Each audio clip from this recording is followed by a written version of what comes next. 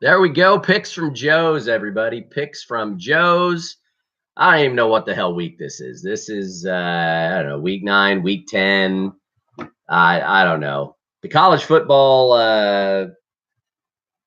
playoff rankings are out, and screw that. It's stupid, as it always is. And until you go to an 8-team playoff, this is garbage. So anyway,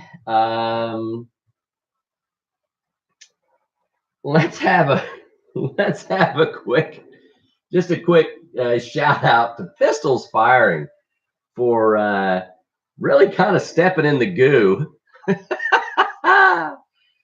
during this past week and last week. This past week. Getting in a tussle with Gundy and his comments about social media, and then the corn dog shirts. So I'll just be clear with everybody. I don't care what Pistols Firing blog posts. It's Kyle Porter's blog. He can post whatever he wants.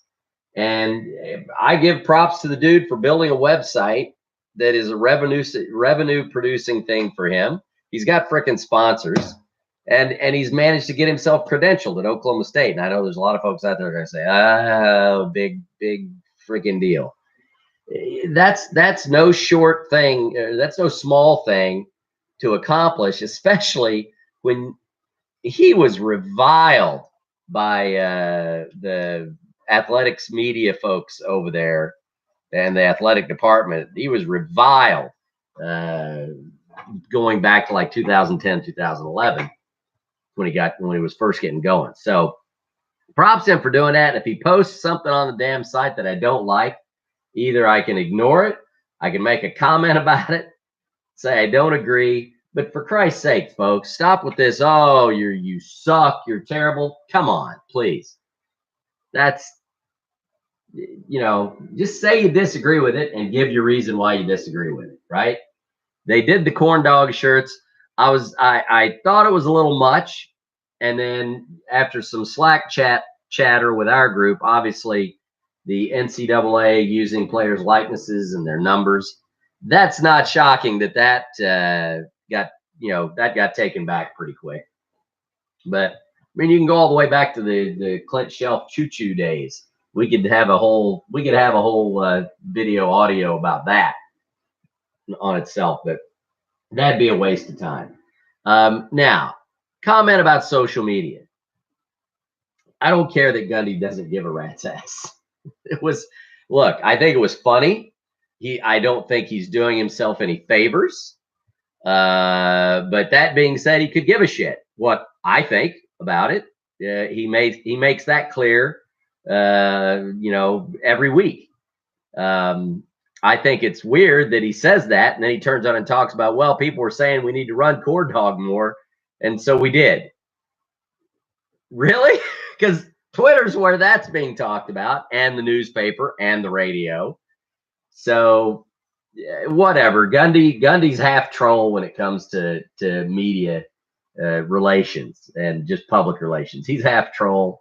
So you take that for what it's worth and you don't worry about it. But he can misspeak. I think somebody made a good point. About this. I can't remember who it was. But that, his rant, while now famous and we all look back kind of lovingly on it, at the time it was not good. Seriously, as an administrator, if I was an administrator and my head coach did that, I would have called. I mean, I don't know what happened after, but I would have called him in the office and said, "Dude, you need to go out and do a little damage control here," because that was not great in the moment. Turns out later on, okay, we all loved it, and apparently recruits liked it. So there you go. So it doesn't really matter. But I'll just make this comment. Social media is not the devil. The internet is not the devil. No more than and here we go. We could get into a whole rabbit hole argument here, but no more than cars or guns or anything else by themselves are the devil. Okay. People utilize these tools. All right. Social media is a tool for connectedness and a tool for communication. And as I and a lot of other folks are fond of saying, put out into the world what you want to get back. All right. I think, I don't know, I mean, not well known, but I think the folks who know me on Twitter know this. I don't really hate anybody. And if I've got no use for what you're saying to me or what you're saying in general, I won't follow it. I'll block it, whatever. Right. I'm on Twitter to have intelligent conversations. I don't need to troll anybody. Okay. I'm not out there to chase people down and bang them over the head how you're a stupid son of a bitch because you're wrong. All right. I don't want to do that. Right. Let's be human beings. I got a lot of OU folks out there that I got good Twitter relationships with. And you know why? Because it's a damn football game and their mothers and their sons and daughters, and they've got kids, some of them, and we're all human beings at the end of the day. So have fun with it. It is a tool. Have fun with it. Don't use it as a source of stress and discord in your life, right? It's a tool. Use it appropriately. It's only as good or as bad as we make it for ourselves. So don't come at me with social media sucks. Now, given that, we could have the whole argument about guns and whatnot, and people do whatever and guns don't. But that's kind of a whole different argument in one sense for me. So we're not going to go down that path. Not going there. But Twitter in and of itself is not the devil. Facebook is not the devil. It is if you allow it to be. It's a tool for you to use. Anyway, enough said. Let's talk football. All right. We've got a Jekyll and Hyde schedule this week. All right. You've got everybody in action. We got 5 games. We got a pretty good slate. We got noon, we got afternoon, we got evening.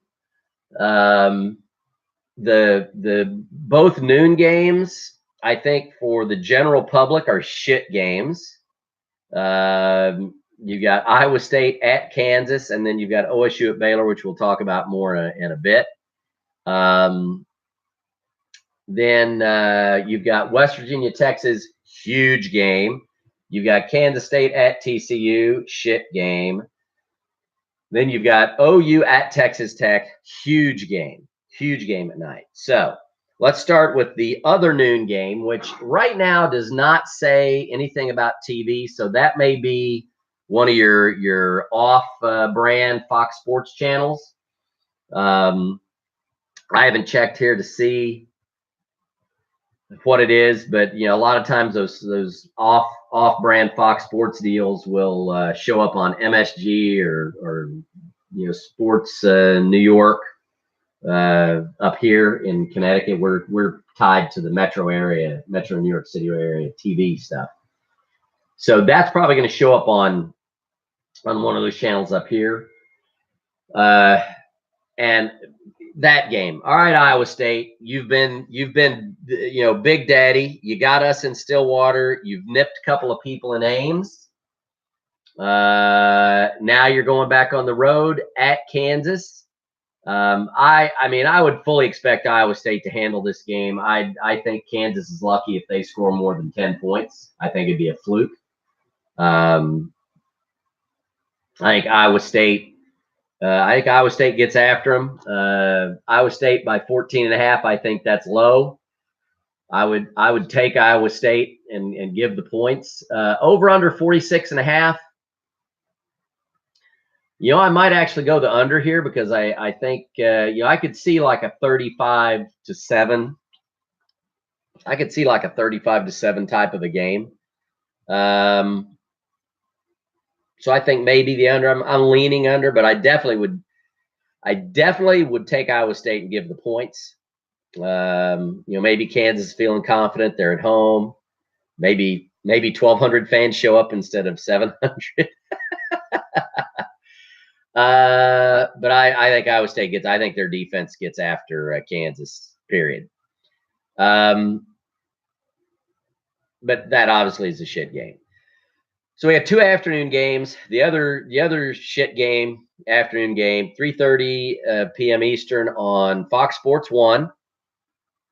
Kansas State at TCU. That's just going to be a horrible game. Horrible, terrible game. Just god awful. 2 teams tied for last place in the conference, along with Kansas. Just not good teams. And yeah, I know we lost to Kansas. Oklahoma State lost to Kansas State. Don't get me down that path. I'm going to be talking about that in a minute. Just a crap game. Both, Kansas State's just not great, and TCU is just, as I referenced in my picks from Joe's Power Poll this week, TCU is just decimated with injuries. I don't know that I've ever seen a team as good as TCU be so beat up, man. Just brutally. They are not in good shape. So honestly, I think TCU be lucky to win the game. TCU's favored by 8. I think that's way too much. The over-under is 46. I could see this being like a 17-14, 21-17 game. So again, I would take K-State and the points. I'm leaning under. Who knows with that crap? I'm leaning under. Then we've got just a humongous game for the top half of the league. One of 2 humongous games for the top half of the league. You've got essentially you've got 1, 2. You've got 1, 2. Well, I can't even do my math. 1, 2, 3. So you've got a 3-way tie for first. And obviously there's tiebreaker crap going on here, but it's 3 teams, so we're not worried about that yet. You got a 3-way tie for first between West Virginia, Texas, and OU. West Virginia at Texas, 3:30 p.m. That is the national game on Fox. Texas favored by 2, so they're not even getting the home field advantage. Over under is 58. I think I take West Virginia to win this game outright. I kind of like, 58. That's 29-29. You split it. I'm leaning under here. I'm kind of leaning under. Texas offense is not dynamic, guys. They're not dynamic. Yeah, I know they scored 35 on Oklahoma State. But we can talk about OSU kind of let up in order to make them use clock and say whatever. But Texas offense is not dynamic. Now, I think West Virginia is their defense as good as Oklahoma State's? I don't know. I couldn't tell you. West Virginia's offense is definitely better than Oklahoma State's offense. I wouldn't have any problem going there.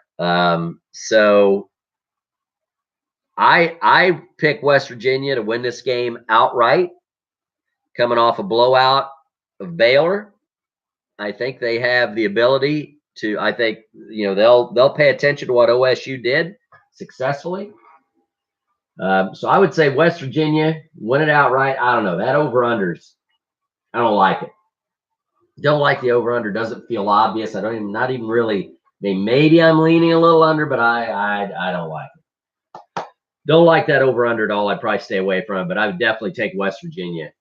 I would take them to win outright, regardless. And then, and just as a side note, I think Texas takes a bit of a dive here. I mean, they've got, Texas. You talk about. Let's see what we got here. Boobie-doobie-doobie-doobie-doo, if this will load up. Texas. So here's Texas' remaining schedule, right? They've got West Virginia this weekend. They're at Texas Tech, and then they've got Iowa State. Then they've got Kansas. That could be, that's Thanksgiving weekend. They're at Kansas.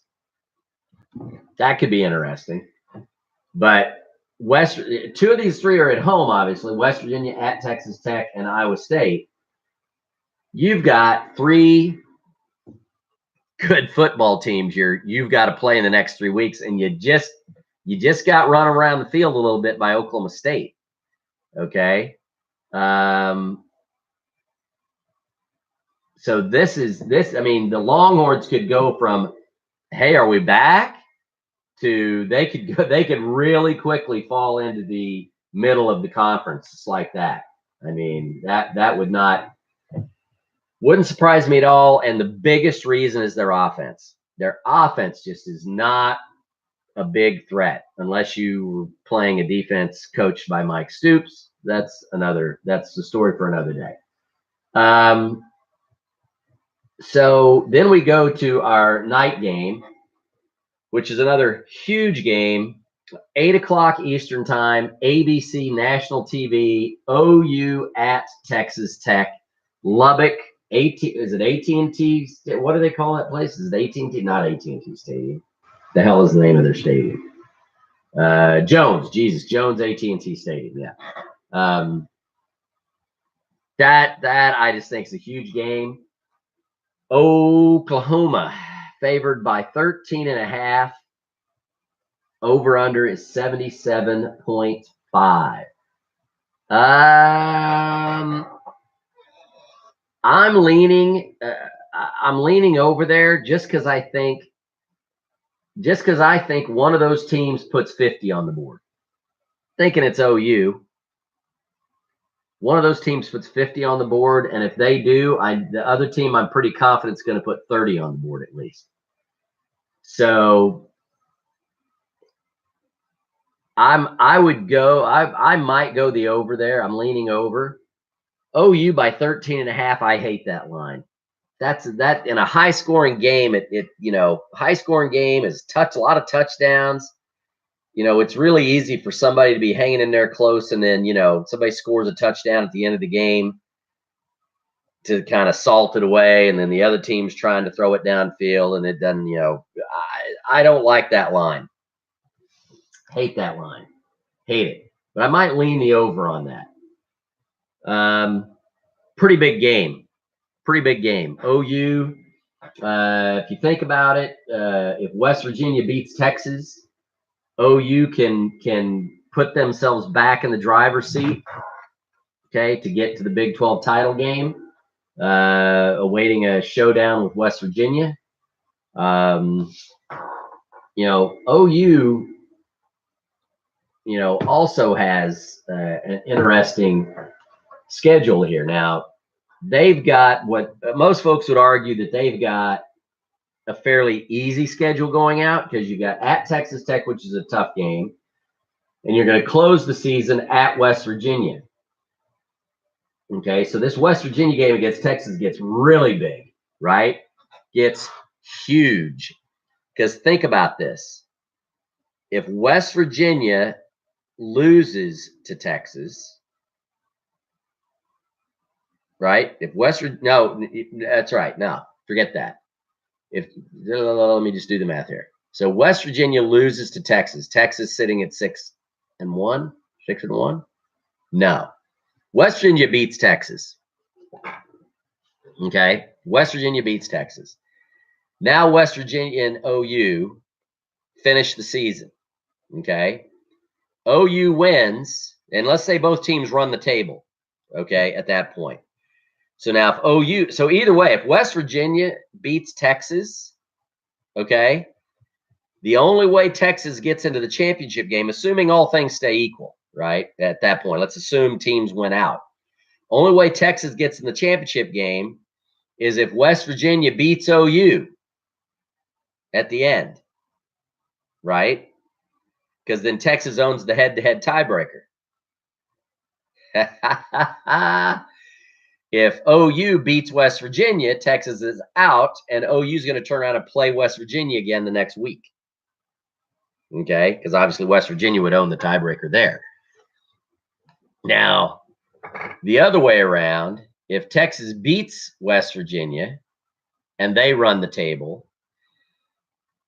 then OU beats West Virginia, OU plays Texas, and West Virginia beats OU, West Virginia plays Texas. So that's really, I think, that's really where your battle is. I think. I mean, Iowa State 3-2. Could they potentially get into that mix? They've already lost to OU.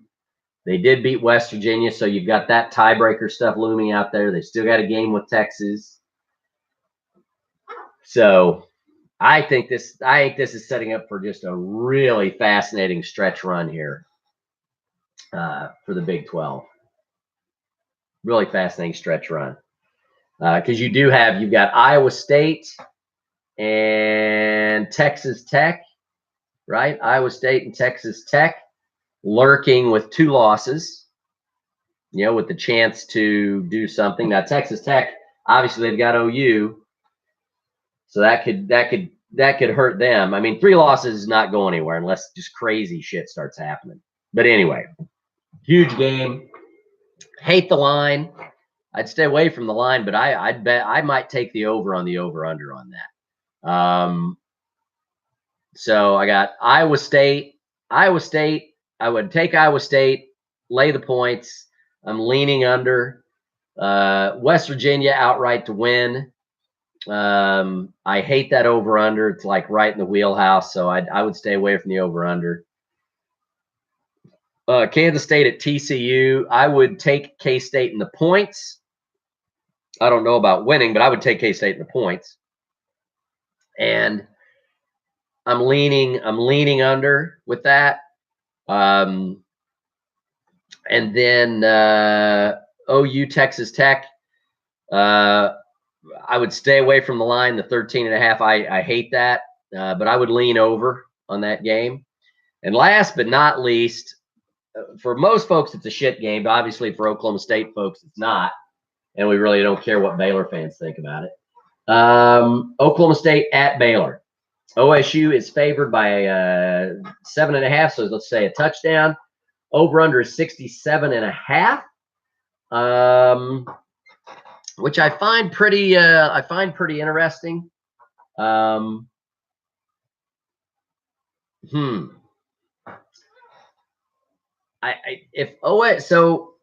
I made my prediction. My prediction in the Cowboys Ride for Free post. I'm sure it'll come out tonight or tomorrow. Probably tomorrow. My prediction is 31-28, and historically, that's fewer points than it's a little less than the teams traditionally score. A little less. Their combined points is a little less down there. The over/under 67.5. I think I'd stick to the under. I think I'd stick to the under on this. Even recently, you've had some combined, somewhat low-scoring games. I mean, yes, they've scored points, but I guess what I'm trying to say is I've got a series, review post that'll be up either now or later today, I think, where these teams don't combine for that many points on average. And the higher scoring games tend to be in Stillwater. Not even tend to be, they are. The top 5 scoring combined points games have all been in Stillwater. So I would expect OSU, if they win, to win by 10 or more points. Like OSU should win by at least 2 touchdowns. Baylor wins. I think it's tight. But I still think I think this is a 38 35-28, 35-24 type of a thing. I just don't see either team running up the score. I don't trust OSU's coaches to stick with what works. I anticipate them getting away. I anticipate them getting away and saying, oh, that wasn't our game plan. Baylor's different. You know what?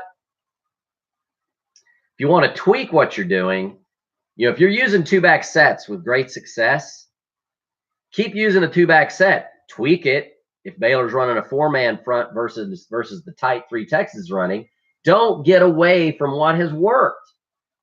It worked against Kansas State and you went away from it. For crying out loud. I don't trust the coaches to stick with what they do. I know they'll get conservative, and I think Baylor will. If Brewer plays, I'm sticking to my thing. 31-28 if Brewer plays. Brewer doesn't play, then I think OSU could get after him. But I don't trust them. I don't trust the team.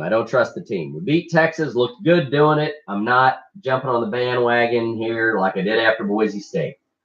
I just don't trust them.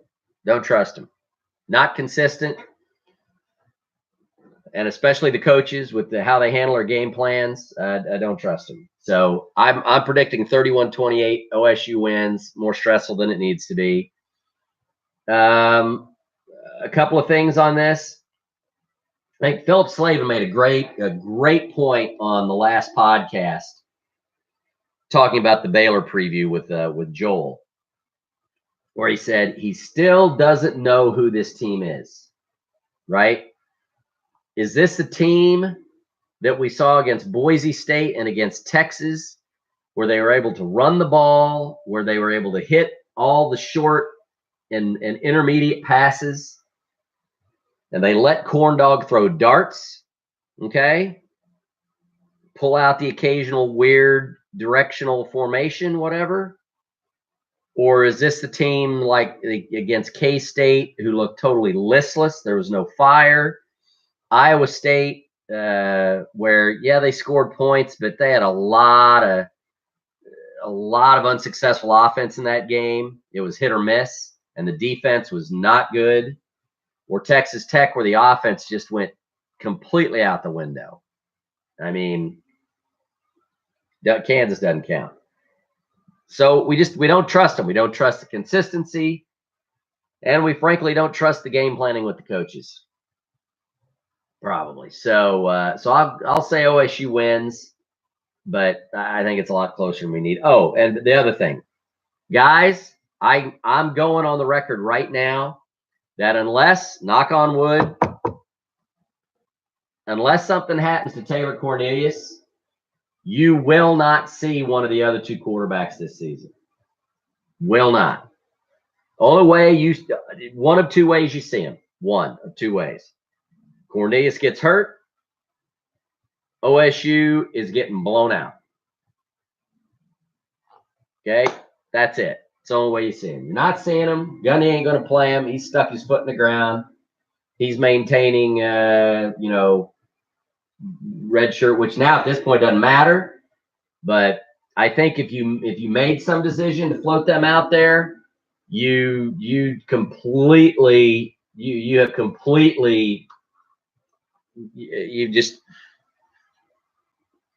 Cornelius played great. You showed you could game plan to put him in a position to be successful. I just think now, if you do it now, you've shown you can play well with him. You need a really big reason to not, to make the change that you're getting blown out. So, hey, you know what? It doesn't matter. Let's give one of these guys a little look on the field, get some game experience, or Cornelius gets hurt. Otherwise, you are not seeing either one of those guys during a game in 2018. So that's that. I think we'll see. I think OSU is just a game by game. You don't know, and we'll deal with Bedlam and whatnot next week. But if you're traveling, if you're going to the game, as always, be safe. Act like human beings. All right. Be good to each other out there. Let's have fun on Twitter. Go Pokes.